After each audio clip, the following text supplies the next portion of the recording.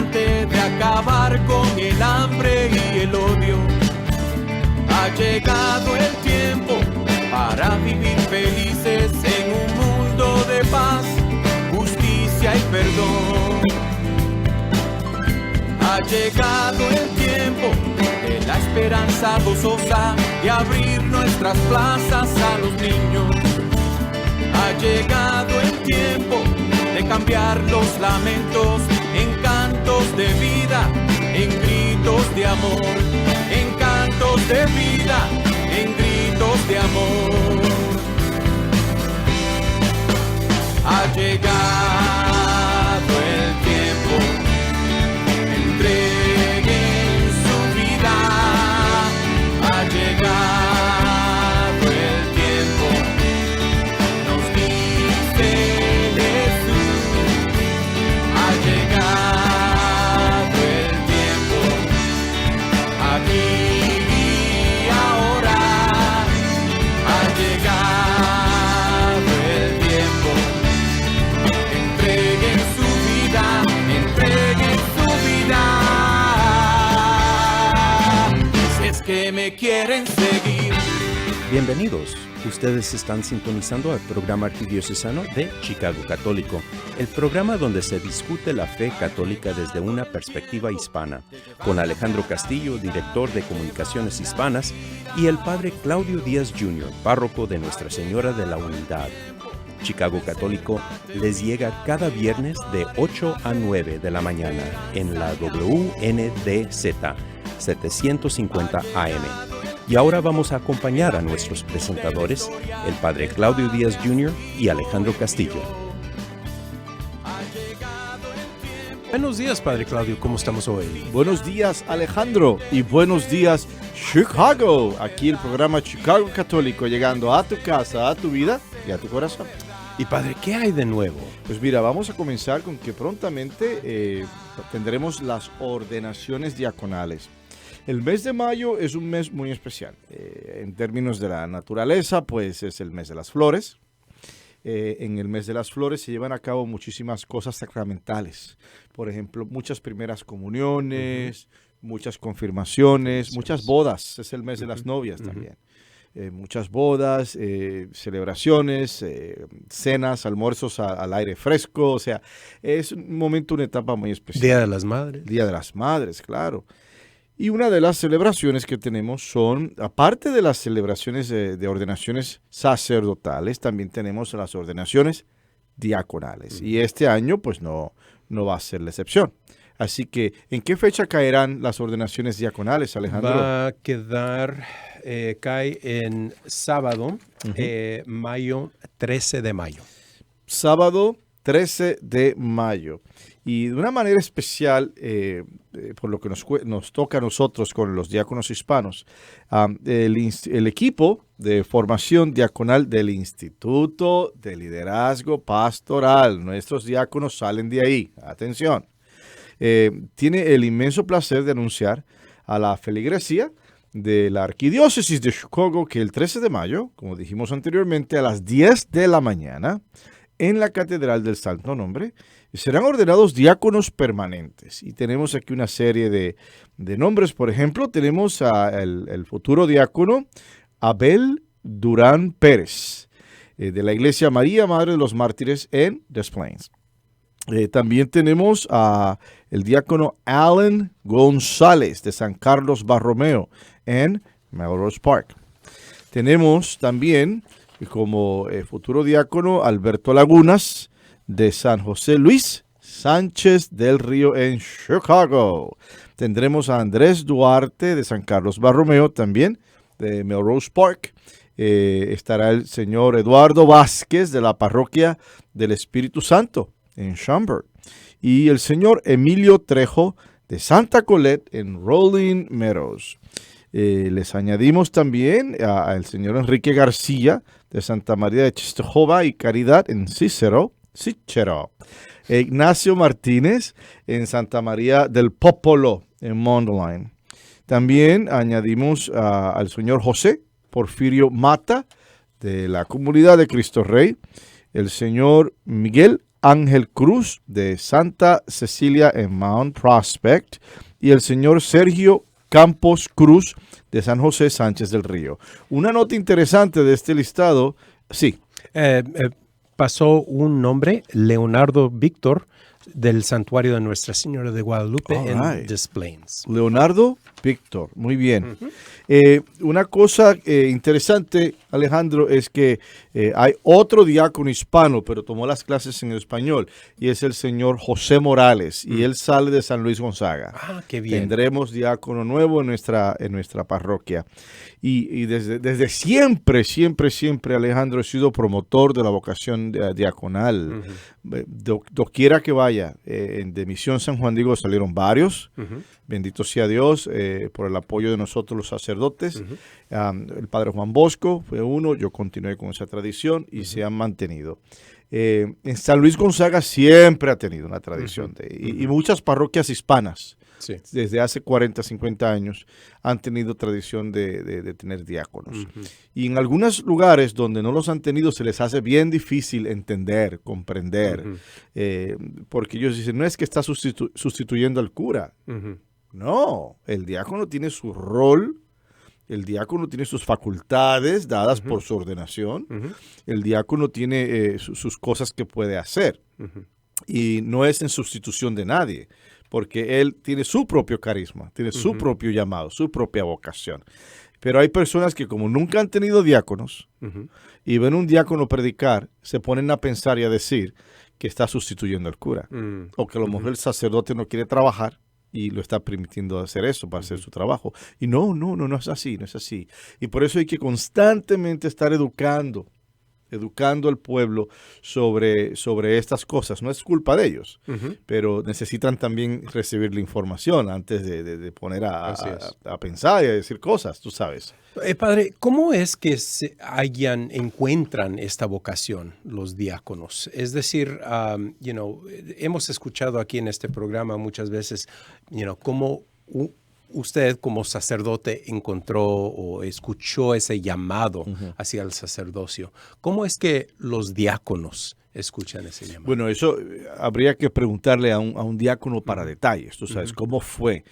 Porque sus vidas son muy diferentes a las vidas del sacerdote. O sea, el sacerdote encuentra su vocación ya sea de niño, ya sea porque tuvo un encuentro con Cristo, ya sea después de la universidad, o sea, pero en todo momento has estado soltero.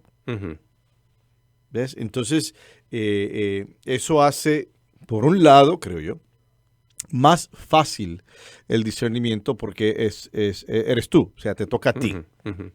Es tu llamado, o contestas o no contestas, pero es todo tuyo. Y si funciona o no funciona, no tienes a nadie a quien culpar. ¿Ves? En el diaconado, cabe hacerse la pregunta de, tú como niño, ¿te veías casado y te veías sirviendo en el altar? Esa sería la pregunta, y ahí cada cual tendría que responder. Y muchos quizás tengan la vocación, pero no lo saben. ¿Ves? Tienen esta inquietud. Y precisamente por eso hice la pregunta, padre, porque usted dijo que no me acuerdo cuál parroquia, pero hay una tradición del diaconado, ¿verdad? Claro. Entonces, como que es el rol del sacerdote de identificar a esas personas o descubrir ese llamado en esas la asamblea, personas. De identificar, de promover.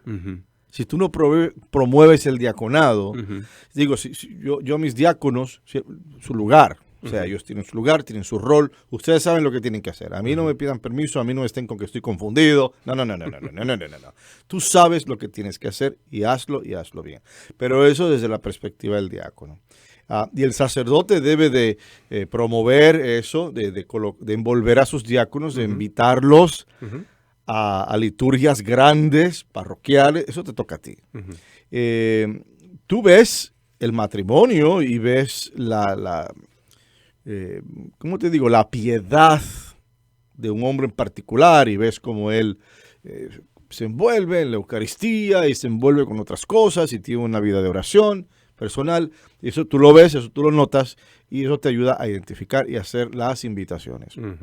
Infortunadamente, por lo menos en mi caso, yo he visto varios y les invito, los que yo creo que tengan esa capacidad o ese llamado. Y algunos se les hace difícil, no lo ven. Ujú, ujú, Ellos no lo ven o no tienen el apoyo de la esposa. ujú. Porque van Por mano a razones, mano. Digo, la exacto. esposa. Oh, pues claro, Ujú. en el diaconado permanente sí. Y aunque no es una vocación de ella, porque el diaconado es de él, punto. O sea, vamos, esto hay que clarificarlo. Pero se requiere de una vocación especial para ser la mujer de un diácono, Ujú, esposa de un diácono. Esa es la vocación de ella. ujú, ¿Ves?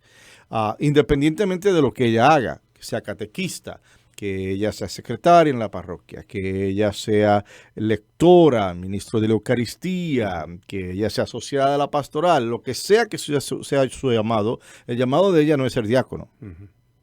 El llamado de ella es ser esposa de diácono. Eso es una vocación de por sí. Entonces es más complejo. Ujú. Porque si por casualidad, digamos que no es que ella no cree en ti, pero tienen niños pequeños. Y me vas a dejar con los niños sola. Y ya tú sabes. Y esto y lo otro. O papá y mamá viven con nosotros. Están viejitos. Me voy a quedar sola cuidándolos. O sea, hay muchas cosas. Y la mayoría de los diáconos trabajan, tienen trabajo claro, de tiempo completo. de tiempo completo. O tienen negocios. Ujú, ujú. Y es un tanto complicado. Aún así, como sacerdote, tú tienes que ponerte las antenas y poder identificar y seguir invitando y dar opciones y hablar, ¿ves? Y presentar la vocación. Digamos, a veces que hacemos las oraciones, las peticiones, ¿no? Pidamos por el Papa, los obispos, los sacerdotes. Y en varias ocasiones dejan afuera a los diáconos. Y yo lo añado. Ujú. O sea, tiene que ser intencional. Ahora, claro que hay pues una lucha con esto, porque tendrás miembros del clero, muy pocos, que tampoco entienden el rol del diácono. Ujú. ¿Ves? Y entonces, si no tienes el apoyo del sacerdote, pues la jornada va a ser más difícil. Ujú. Tengo entendido que el número de diáconos que tenemos, diáconos permanentes que tenemos aquí en la Arquidiócesis de Chicago es uno de los más grandes. Es el más grande. Es el más grande en los Estados Unidos. Y como dice usted, hay una pequeña confusión del rol del diaconado. ¿Nos podría hacer una definición o describir lo que es un diácono permanente? Porque regresando a la ordenación, este 13 de mayo se van a ordenar los diáconos permanentes y transitorios. Entonces, ¿qué es la diferencia entre ellos dos y qué es el rol del diácono permanente? Bueno, comienza con la etimología de la palabra. Diácono, diáconos, diaconia, servicio en griego. El hombre que es un diácono está al servicio del altar, al pie del altar. Él se encarga de asistir al sacerdote en la liturgia de la Eucaristía. Él se encarga de hacer obras con, digamos, las personas necesitadas en la comunidad. De hecho, parte del origen del diaconado era al servicio de las viudas. Porque las viudas no tenían nadie que dieran la cara por ellas, o que trabajaran, o que trajeran comida, o que las ayudaran con los niños. Entonces los diáconos se encargaban de eso, se encargaban de atender a las viudas que tuvieran comida, que tuvieran recursos. Se encargaban de llevarle Eucaristía a la cárcel. Se encargaban, hay todo un concepto de justicia social que nace, que es parte de la raíz y de la semilla del diaconado. Con el tiempo, el diaconado, pues cuando el sacerdote iba asumiendo más responsabilidades, como que se colocó a un lado en el diaconado. Estoy hablando en la iglesia del oeste, estoy hablando de Roma, no estoy hablando de la iglesia del este, de los ortodoxos. Eso es otro rollo, muy diferente.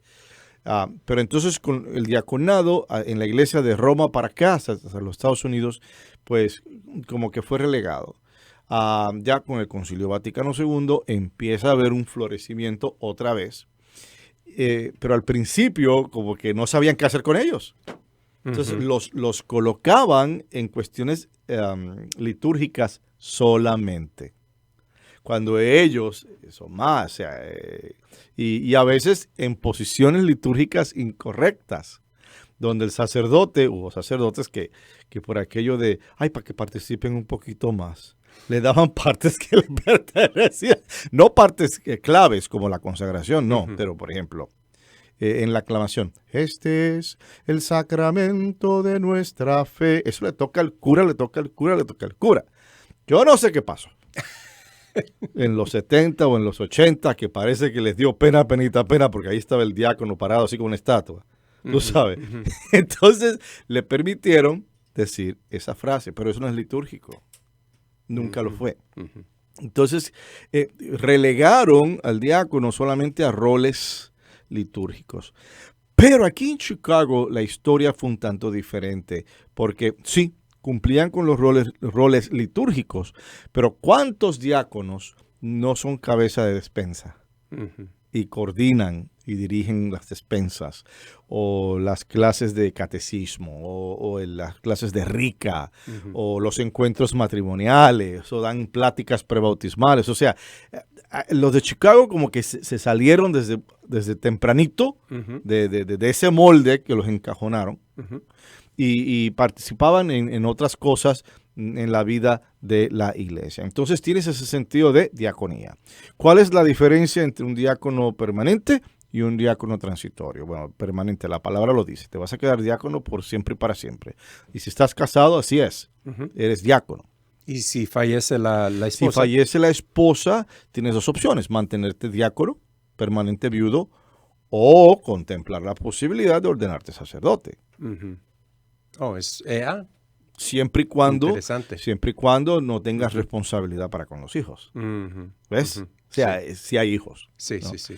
Entonces, pero el diaconado permanente bajo circunstancias normales es eso. O sea, tú casado, mueres como diácono permanente.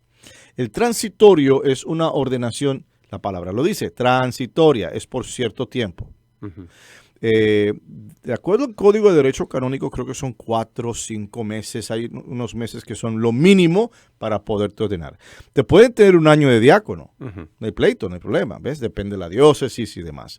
Pero siempre no es para quedarte como diácono. El transitorio sabe que su objetivo es el sacerdocio. Qué bien. Y ahí está la diferencia básica. ¿Y los diáconos permanentes pueden asistir en bautismos? El diácono, no asistir, el diácono permanente puede bautizar. Casar personas, predicar, leer el evangelio. O sea, tiene facultades. Facultades conferidas en el día de su ordenación, porque lo de ellos no fue una comisión. No es como los ministros de la Eucaristía, que tú los comisionas, vayan al mundo. No. Esto es una ordenación con unciones y medio mundo. ¿Ves? Entonces, esa ordenación les provee a ellos de esas facultades para poder bautizar, casar, proclamar el evangelio y predicar. Y de nuevo, la ordenación diaconal se llevará a cabo el 13 de mayo a las 10 de la mañana en la Catedral de Santo Nombre. Esta misa será transmitida por YouTube. Cuando se vaya acercando, vamos a proveer ese enlace. Claro que ustedes están sintonizando al programa arquidiocesano de Chicago Católico. Vamos a tomar una breve pausa y regresamos en un par de minutos.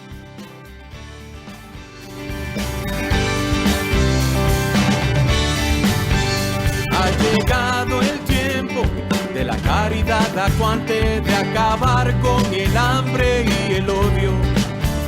Ha llegado el tiempo para vivir felices en un mundo de paz, justicia y perdón. Ha llegado el tiempo de la esperanza gozosa, de abrir nuestras plazas a los niños. Ha llegado el tiempo de cambiar los lamentos en cantos de vida, en gritos de amor, en cantos de vida, en gritos de amor. Ha llegado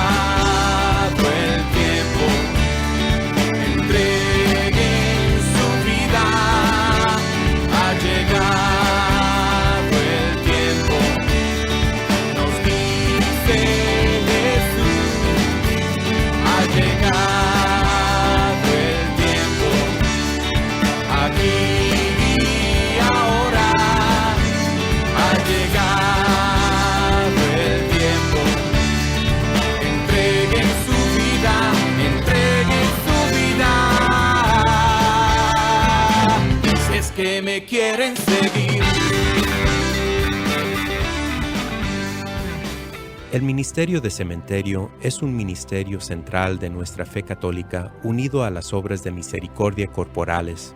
Es reconfortante saber que nuestros cementerios católicos están cuidando los restos de nuestros seres queridos que esperan la resurrección. Hay 45 cementerios católicos en la Arquidiócesis de Chicago dispuestos a ayudarlo en el momento de la pérdida. Llame al 708-449-6100 o visite catholiccemeterieschicago.org para asistencia. Cementerios Católicos, sirviendo a la comunidad católica desde 1837.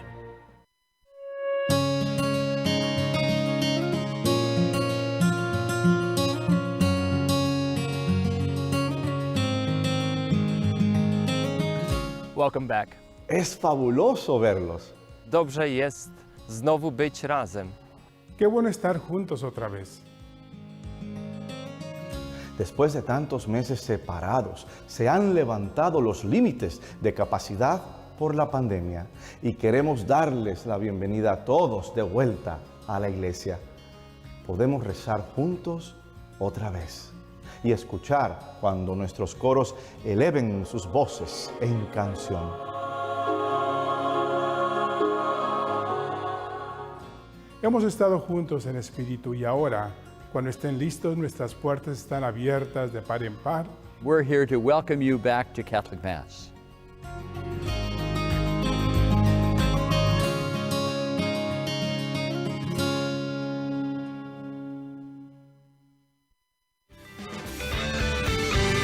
Ha llegado el tiempo de llevar la fe a la vida, de llevar la vida a los ritos. Ha llegado el tiempo de vencer la teoría, de actuar en la fe, esperanza y amor. Ha llegado el tiempo, en la plenitud de la historia, el Padre a su Hijo envió. Ha llegado el tiempo, el reino en justicia, depende de ustedes hacerlo verdad. Y depende de ustedes hacerlo verdad.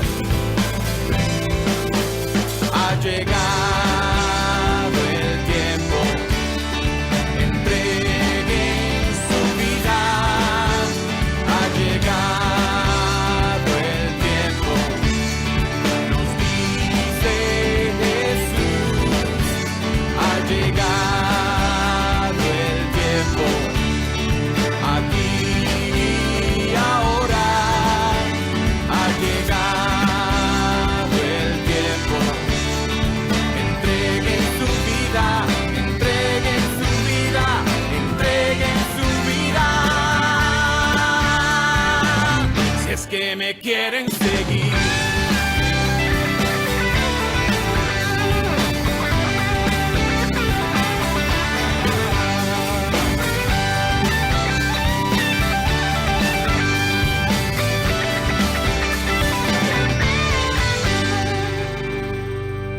Ustedes están sintonizando al programa arquidiocesano de Chicago Católico.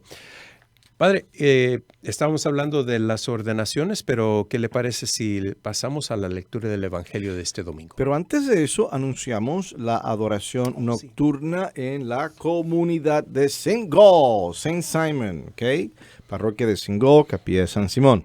Adoración nocturna. Toda la familia está invitada a hacer guardia y oración durante las horas de la noche a Cristo sacramental. Qué precioso esto. Adoración nocturna el sábado 29 de abril a las 9 de p.m., 9 de la noche en el salón parroquial. Y seguramente va a ser una cosa de toda la noche. Sí. Porque si van a venir más y más y más personas, van tomando turnos, la adoración nocturna. Tú sabes que también está el grupo de los adoradores nocturnos. Oh, sí, sí, sí. You know, Fueron, ahí, se me escapa el nombre específico, pero los nombramos en Noche de Gala la vez pasada. Adoración nocturna. Recibieron un reconocimiento, Ándale. ¿cierto? Sí, sí, sí. Así que, y esto es importante, lo de la adoración nocturna, porque en realidad va a ser esto, va a ser Cristo, va a ser el amor que le tengamos a la Eucaristía, lo que nos va a ayudar y va a sanar este mundo tan corrupto, ¿verdad? Y tan confundido y tan Terrible. Yo a veces miro alrededor y digo, wow, cuando yo era pequeño yo pensaba que las cosas estaban malas, pero Sí. ahora están bien difíciles. Trato de no leer los periódicos tan a menudo. Porque es muy difícil. Y ¿sabes qué? Ha llegado el punto en que yo recuerdo de chiquillo en las noticias, ¿no? En la televisión, digamos un crimen pasional. Ok, pasaba. Pero tenía que ser una cosa grandota, así como un crimen pasional, para hacer un reportaje y salir en la televisión y ahora.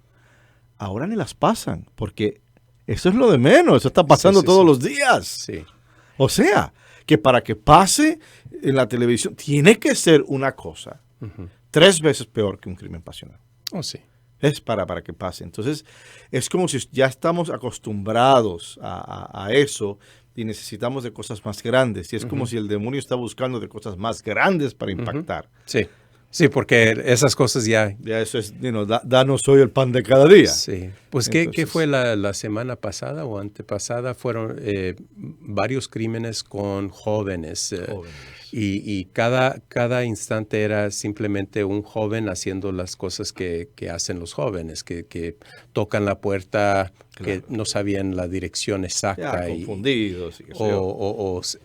Con el carro, no trabajaba el Wi-Fi y fueron a la dirección que no era y resultan muertos o heridos. Claro.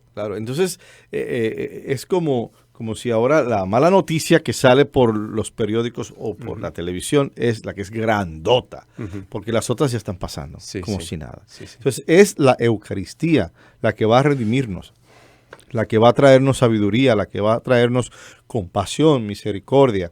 Así que estas noches de adoración nocturna son importantísimas. Amén. Bueno, lectura del Santo Evangelio según San Juan, en el cuarto domingo de Pascua.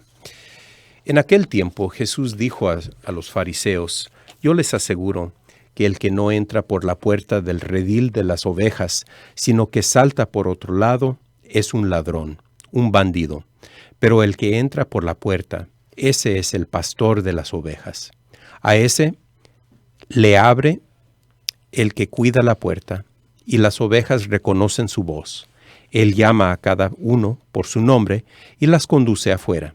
Y cuando ha sacado a todas sus ovejas, camina delante de ellas, y ellas lo siguen, porque conocen su voz. Pero a un extraño no lo seguirán, sino que huirán de él, porque no conocen la voz de los extraños. Jesús les puso esta comparación, pero ellos no entendieron lo que les quería decir. Por eso añadió: les aseguro que yo soy la puerta de las ovejas. Todos los que han venido antes que yo son ladrones y bandidos, pero mis ovejas no los han escuchado. Yo soy la puerta. Quien entre por mí se salvará.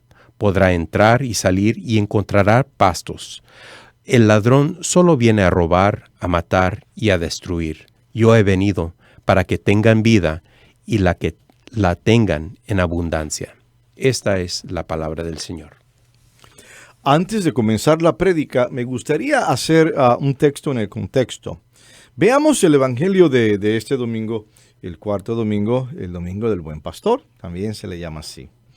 En aquel tiempo Jesús dijo a los fariseos, estamos en contexto de un diálogo, ¿verdad?, entre fariseos y Jesús. Y dice: yo les aseguro que el que no entra por la puerta del redil de las ovejas, sino que salta por otro lado, es un ladrón. Ahora, las ovejas siempre es bueno mantenerlas en un redil, especialmente en la noche, cuando las vas a alimentar, para que estén todas juntas en un área.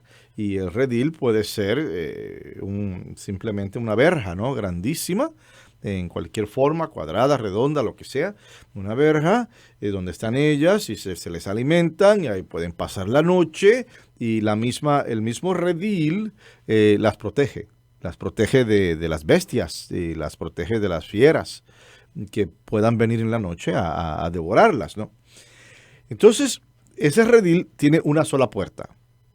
Esa es la tradición. Solamente una puerta por donde se entra y por donde se sale. Ahora, si tú eres el pastor, pues obviamente tú no tienes necesidad de estar brincando verjas. No, imposible. Al contrario, tú entras por la puerta principal, la que te corresponde.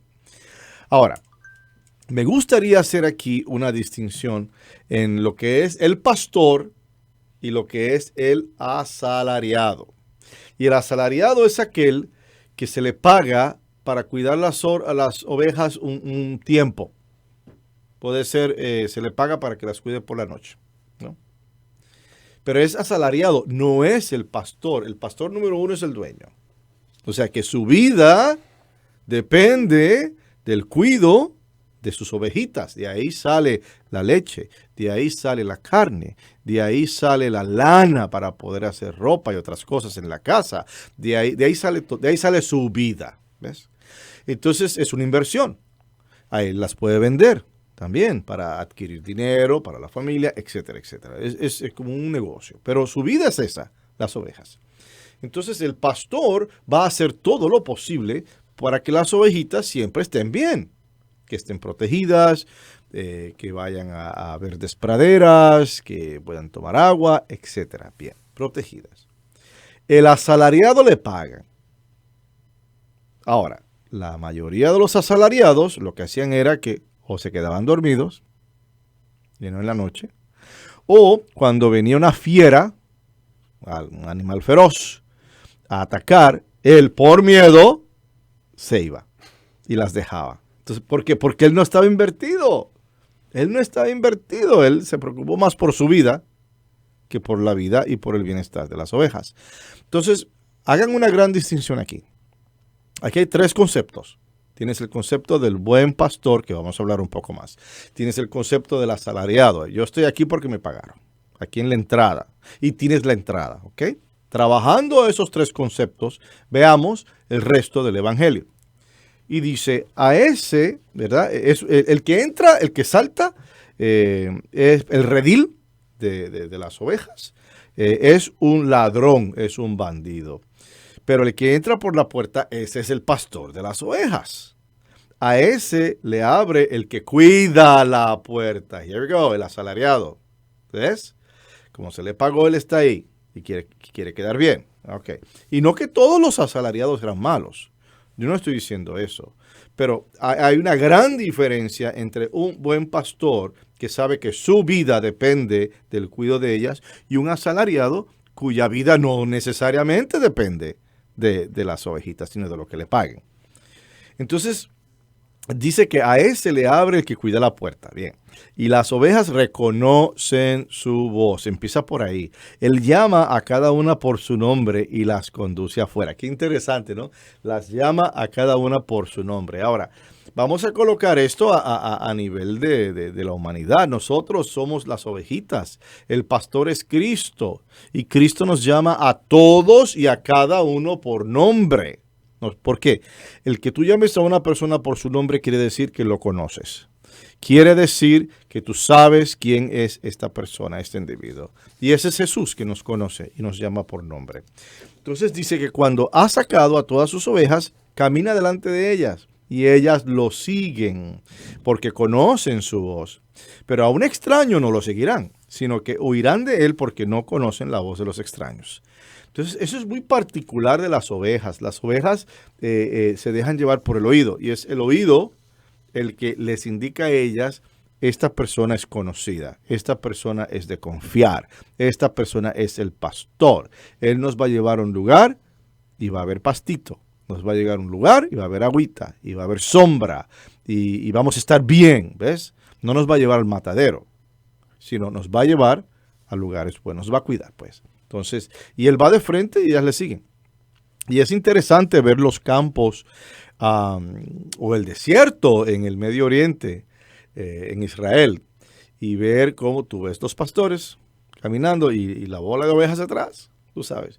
Y claro, a veces no tanto los de allá, los de aquí, los americanos, pastores americanos sí, usan perros. Porque los perros cuando se van saliendo del redil las van arreando, ¿ves? Las van arreando. Están entrenados para eso. Entonces, ellas reconocen la voz, reconocen el perfil y saben quién es el pastor. Conocen su voz.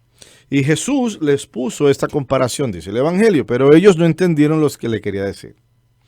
Y por eso añadió, les aseguro que yo soy la puerta, como quien dice, Dios mío, pero ¿qué más quieres? ¿Que te haga dibujitos? O sea, yo soy la puerta de las ovejas. Todos los que han venido antes que yo son ladrones y bandidos, pero mis ovejas no las han escuchado. ¿Ves? Antes de Cristo vinieron otros que se autoproclamaron Mesías, atención. Y antes de Cristo vinieron otros que se autoproclamaron líderes, pero solamente veían la situación no como algo del reino de Dios, no como una cuestión espiritual, no como una cuestión de la civilización de amor, sino como algo en que yo tengo poder, yo tengo autoridad, yo puedo. Y entonces convencían a las personas y no era sino hasta el final que se daban cuenta de que vino y nos robó, se llevó todo, vino y nos mintió, vino y lo que hizo fue una revolución y después se fue. O sea, no eran los verdaderos pastores, porque no eran los verdaderos mesías. Y claro, ya el pueblo estaba un poquito incrédulo, especialmente el liderazgo, y estamos hablando aquí con los fariseos, ya estaban incrédulos, ya, óyeme, pero tú no eres el primero. ¿Qué tienes tú? ¿En qué eres diferente a los demás que vinieron y se aprovecharon del pueblo? Entonces ahí es donde dice, yo soy la puerta. Eso es lo que hay, yo soy el mero mero. O sea, interesante porque si agarras a todos los grandes profetas en las grandes tradiciones religiosas, digamos, tienes a Moisés. ¿Qué hace Moisés? El caudillo, el profeta, el caudillo mejor dicho. Moisés señala el camino a Dios con los 10 mandamientos. Y él dice, por aquí es. Yo no, por aquí es. Bien.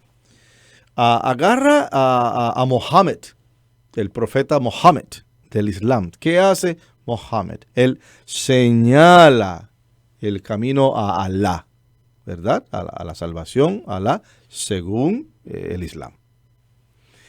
Confucio, fundador del confucianismo, él señala el camino a la iluminación. También Buda.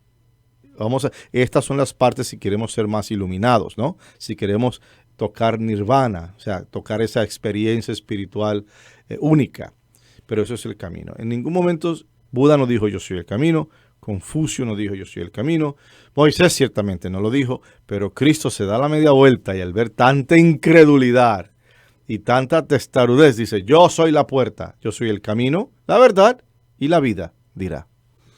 Ustedes están sintonizando al programa arquidiocesano de Chicago Católico. Vamos a tomar una breve pausa y regresamos en un par de minutos.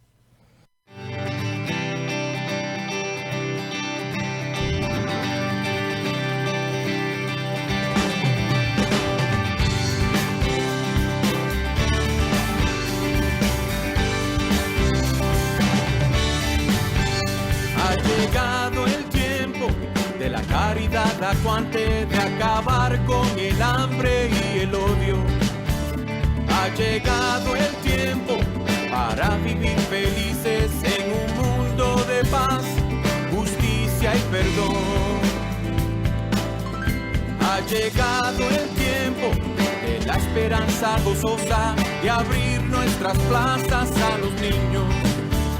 Ha llegado el tiempo de cambiar los lamentos en cantos de vida, en gritos de amor, en cantos de vida, en gritos de amor. Ha llegado el tiempo, entreguen su vida. Ha llegado el tiempo, nos dice Jesús. Ha llegado el tiempo, aquí y ahora. Ha llegado el tiempo, entreguen su vida, entreguen su vida. Si es que me quieren seguir. El Ministerio de Cementerio es un ministerio central de nuestra fe católica unido a las obras de misericordia corporales. Es reconfortante saber que nuestros cementerios católicos están cuidando los restos de nuestros seres queridos que esperan la resurrección. Hay 45 cementerios católicos en la Arquidiócesis de Chicago dispuestos a ayudarlo en el momento de la pérdida. Llame al 708-449-6100 o visite catholiccemeterieschicago.org para asistencia. Cementerios Católicos, sirviendo a la comunidad católica desde 1837.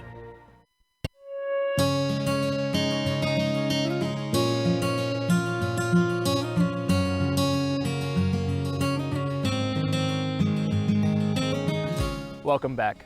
Es fabuloso verlos. Dobrze jest znowu być razem. Qué bueno estar juntos otra vez. Después de tantos meses separados, se han levantado los límites de capacidad por la pandemia y queremos darles la bienvenida a todos de vuelta a la iglesia. Podemos rezar juntos otra vez y escuchar cuando nuestros coros eleven sus voces en canción. Hemos estado juntos en espíritu y ahora, cuando estén listos, nuestras puertas están abiertas de par en par. We're here to welcome you back to Catholic Mass.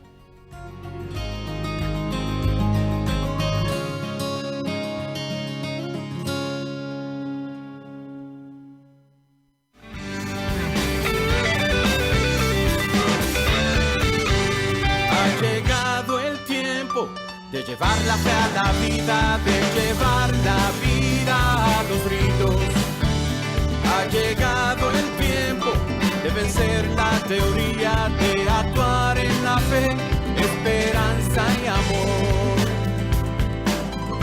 Ha llegado el tiempo, en la plenitud de la historia, el Padre a su Hijo envió.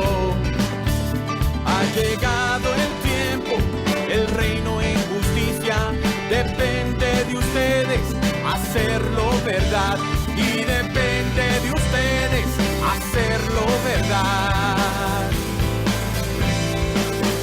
Ha llegado el tiempo, entreguen su vida. Ha llegado el tiempo, nos dice Jesús. Ha llegado el tiempo, aquí y ahora. Ha llegado el tiempo, entreguen su vida, entreguen su vida, entreguen su vida. Si es que me quieren seguir.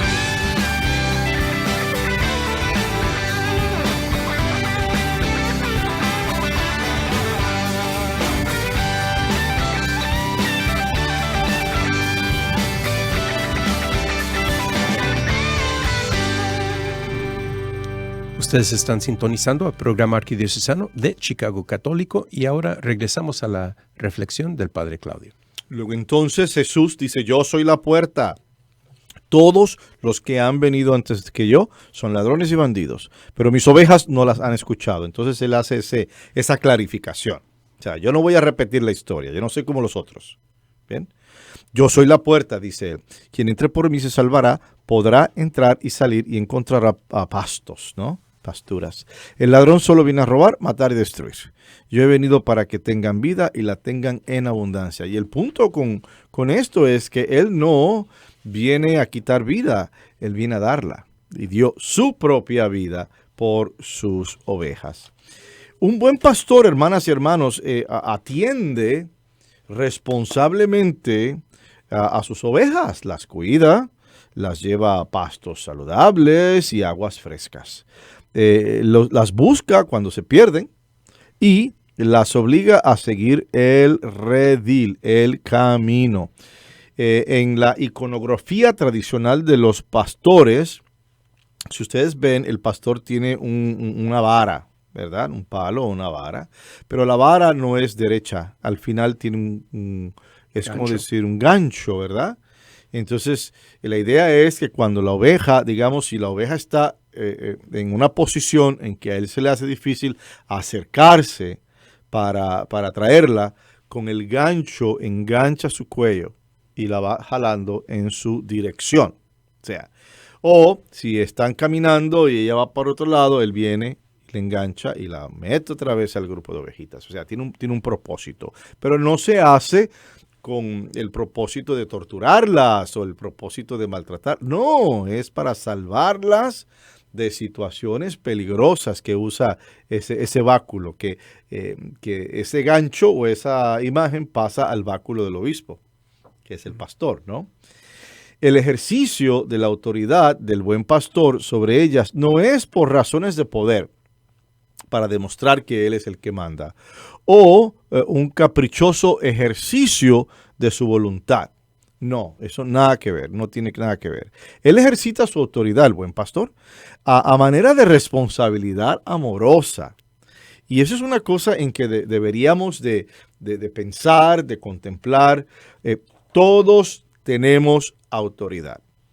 Todos. El padre tiene autoridad sobre los hijos, la maestra tiene autoridad sobre los estudiantes, etcétera, etcétera, etcétera. Todos tenemos autoridad. El problema es cuando confundimos la autoridad con poder y con control. ¿Ves? Ahí es donde nos metemos en problema. Porque en realidad la autoridad lo que significa es responsabilidad. Cuando tú dices, yo soy la autoridad aquí, quiere decir que tú eres responsable por lo que esté pasando. Así es la movida. Tú eres responsable porque esa casa funcione. Tú eres responsable porque esa escuela marche. Tú eres responsable porque esa iglesia, esa comunidad marche hacia Cristo. Eso es autoridad. Y no es poder, ni control, ni caciquismo, el creerte el cacique. No, eso no es de Dios. Es decir, tengo la autoridad, claro que sí, pero eso se traduce a responsabilidad.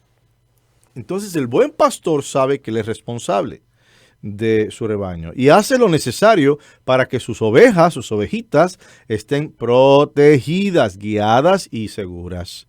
El buen pastor se asemeja a Jesús, quien hace lo que tenga que hacer para garantizar el bienestar de su rebaño, que es el pueblo de Dios. Jesús es el buen pastor. Y aquí es donde está esa triple imagen que había presentado al principio. Él es el buen pastor. Él es el que está en la entrada. Y Él es la entrada. Ahí están los tres, la trilogía de Él. Él es el que está en la entrada por la noche. Él es el buen pastor que te guía por el día. Y Él es la puerta. Y a través de Él es que alcanzamos nuestra salvación. Entonces, Jesús, el buen pastor, ilumina, corrige, alienta, apoya, perdona, asegura y últimamente salva a quienes escuchan su voz y lo siguen. Aquellos que no escuchan su voz se colocan en una posición precaria, se colocan en una posición vulnerable, se colocan en una posición débil, donde las fuerzas del enemigo hacen fiesta contigo. Si tú no escuchas la voz de Dios, el enemigo hace fiesta contigo, con tus seres queridos y con tu vida en general. Pero Cristo no. Cristo viene a este mundo para ser el buen pastor, para dar vida, para traer orden, para traer seguridad. El mundo originalmente no comprendió este tipo de amor del buen pastor y ese tipo de misericordia. El mundo no lo entendió. Incomprensible para los griegos, dice la Escritura, ¿verdad? Y un escándalo para los judíos. Ahora, ¿cómo es esto? Bueno, incomprensible para los griegos. La cultura griega en la cuenca del Mediterráneo, o sea, estamos hablando España, Italia, Grecia, Estambul, estamos hablando Israel y estamos hablando el norte de África. Esa es toda la cuenca del Mediterráneo. Aunque era romana, muy romana en términos de lo cotidiano, ¿no? Cómo hacer una ciudad, cómo tener un mercado.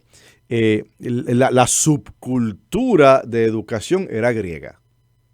Entonces, si tú eras un hombre educado, te considerabas, sabías griego y conocías la cultura helenística en términos de la filosofía, del arte, de la política, de la economía. Eso te garantizaba a ti el que se te consideraba educado. Bien. Entonces, cuando los griegos se confrontaban con esto de la crucifixión, no entendían.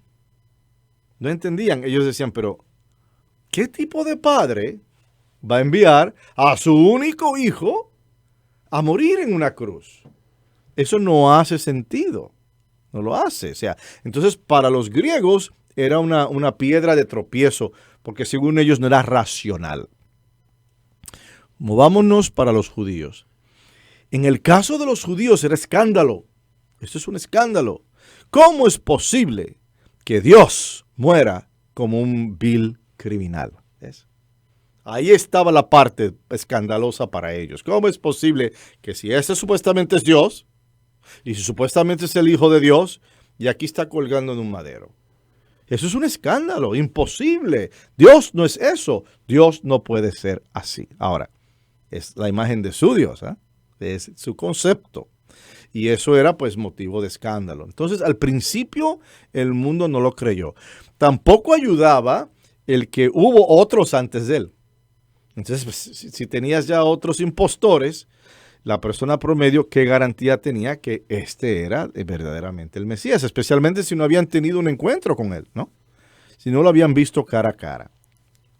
Luego entonces, de primera intención, no se entendió esto del buen pastor. En ocasiones el rebaño, la comunidad no comprende los designios del buen pastor. Sigue pasando. Y aún así, él nunca desiste de su deseo de redención por su pueblo. Y les voy a dar un ejemplo que quizás sea un ejemplo controversial. Y es el ejemplo de Renueva mi Iglesia. Tú sabes. Para varias personas, lo de Renueva mi Iglesia ha sido bien duro. Ha sido duro. Ha sido incomprensible. Ha sido escándalo. ¿Ves? Así como los judíos y los griegos. Se repite la historia. Entonces vemos cómo esa lucha con Renueva mi Iglesia, pero ¿cómo es posible? Explícame, ¿cómo que esta parroquia se cierra, esta se queda por cierto tiempo y se va a cerrar, la otra se mantiene, si esta tiene el dinero y esta tiene las personas? O sea, es bien duro, es bien duro. Pero la voz del pastor y el que hace la voluntad de nuestro Padre Dios no se equivoca. Sigue llamando y sigue llamando y sigue llamando y sigue diciendo confía, abandónate.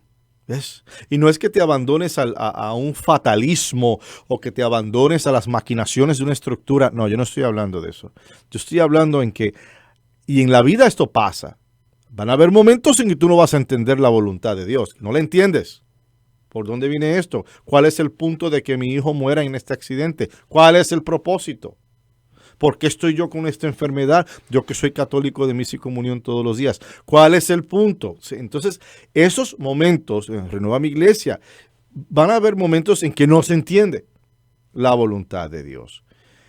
Pero Cristo nos pide, escucha mi voz, no te cierres, no te tranques, escucha mi voz.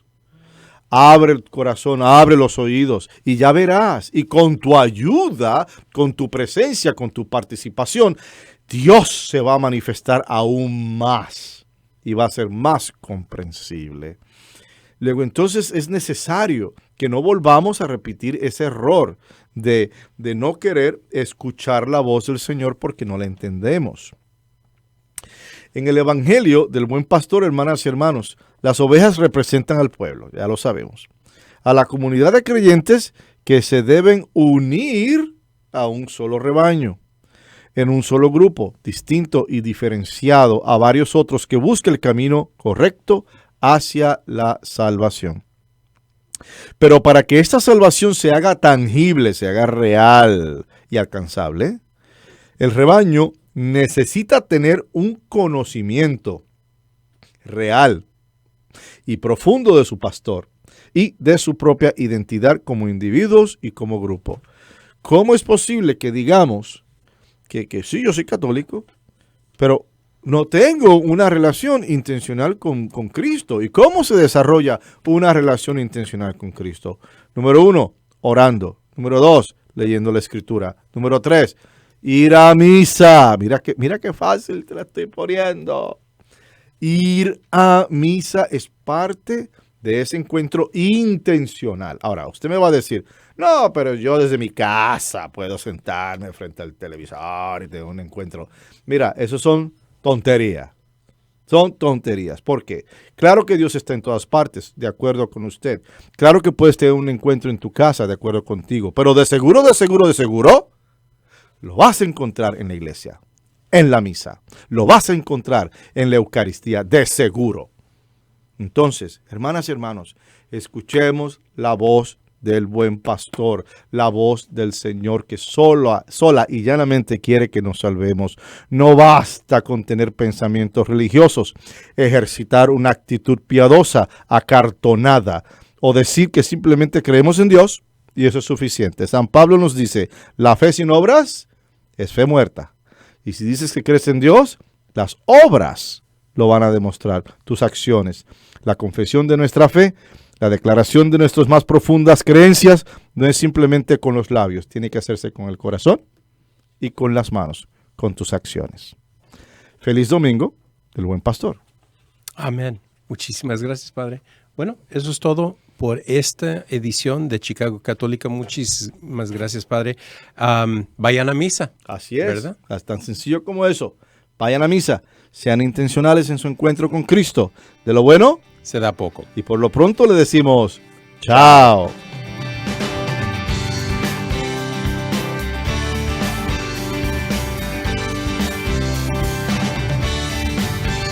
Ha llegado el tiempo de la caridad acuante, de acabar con el hambre y el odio.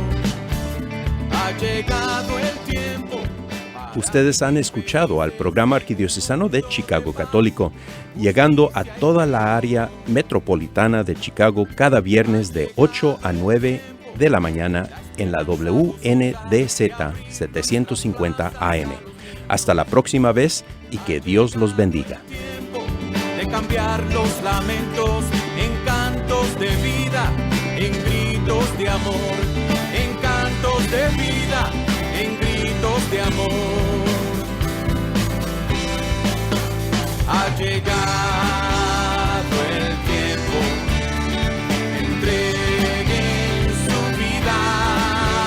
Ha llegado el tiempo, nos dice Jesús. Ha llegado el tiempo, aquí y ahora. Ha llegado el tiempo, entreguen su vida, entreguen su vida.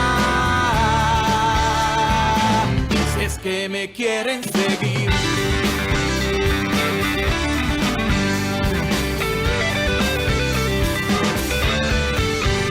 Ha llegado el tiempo de llevar la fe a la vida, de llevar la vida a los ritos. Ha llegado el tiempo de vencer la teoría, de actuar en la fe, esperanza y amor. Ha llegado el tiempo, en la plenitud de la historia, el Padre a su Hijo envió. Ha llegado el